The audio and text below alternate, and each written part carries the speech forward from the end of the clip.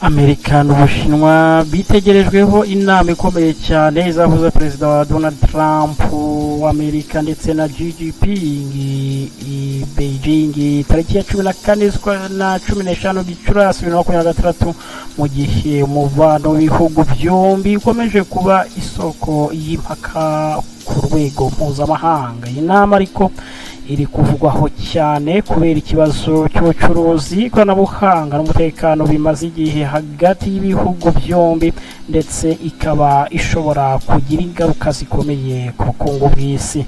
Mu byo biteganyijwe kuganirwaho muri iyo nama harimo imisoro ku bicuruzwa, ubucuruzi bw'ikoranabuhanga, imodoka z'amashanyarazi iz'Ubushinwa irimo kugenda icuruza hirya no hino mu isi, ikibazo cya Taiwan ndetse n'umutekano mpuzamahanga. Abasesenguzi bavuga ko Trump ashobora gushyira imbere inyungu z'ubukungu bwa Amerika mu gihe Xi Jinping ashaka gukomeza kwagura isoko ry'Ubushinwa no kugabanya igitutu cy'ubukungu gituruka kuri Amerika. Ni inama iri gukurikiranirwa hafi cyane ibihugu byinshi kuko ishobora guhindura isura y'ubucuruzi mpuzamahanga, ibiciro ku masoko ndetse n'umubano wa diplomasi ku isi. Ariko birumvikana ko aba bagabo babiri baramutse bumvikanye hari ibyagabanyuka cyane cyane nk'ibiciro ku masoko mpuzamahanga,